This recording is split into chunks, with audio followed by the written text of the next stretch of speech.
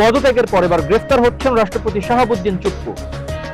রাষ্ট্রপতি মোহাম্মদ শাহাবুদ্দিনের পদত্যাগ প্রসঙ্গে বিরোধী দলীয় চিফ হুইপ ও এনসিপির আহ্বায়ক নাহিদ ইসলাম বলেছেন, আমরা খবর পেয়েছি চুপ্পু শারীরিক অসুস্থতা দেখিয়ে পদত্যাগ করেছেন। শারীরিক অসুস্থতার নামে তাকে দেশ থেকে পালিয়ে যেতে দেয়া হবে না। ফ্যাসিস্টের এই দোসরকে গ্রেফতার করতে হবে, তার বিচার করতে হবে। জুলাই গড়তে পদযাত্রা কর্মসূচিতে অংশ নিয়ে শুক্রবার রাত ৮টায় পুরাতন কালেক্টরেট মাঠে এক পথসভায় তিনি এসব কথা বলেন। নাহিদ বলেন, দেশের মানুষ তারেক রহমানকে দেখে ভোট দেয়নি, তারা ভোট দিয়েছে শহীদ প্রেসিডেন্ট জিয়াউর রহমানকে দেখে, সাবেক প্রধানমন্ত্রী খালেদা জিয়াকে দেখে।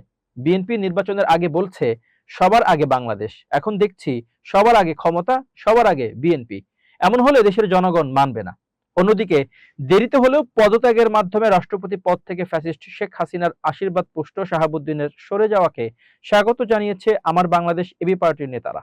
এবি পার্টির চেয়ারম্যান মুজিবুর রহমান মঞ্জু ও সাধারণ সম্পাদক ব্যারিস্টার আসাদুজ্জামান ফুয়াদ শুক্রবার এক যুক্ত বিবৃতিতে বলেন, আমরা চেয়েছিলাম জুলাইয়ের সকল অংশীদারদের ঐক্যমত্যের ভিত্তিতে রাষ্ট্রপতি পদে অধিষ্ঠিত এই বিতর্কিত ব্যক্তির অপসারণ বা পদত্যাগ, কিন্তু ক্ষমতাসীন দল বিএনপি শুরু থেকেই এ বিষয়ে সম্মত ছিল না।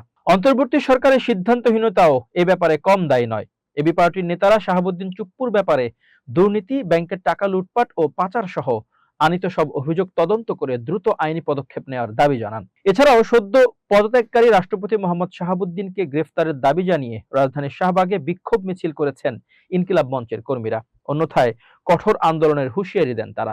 এ সময় তার বিরুদ্ধে বিভিন্ন স্লোগান দেওয়া হয়।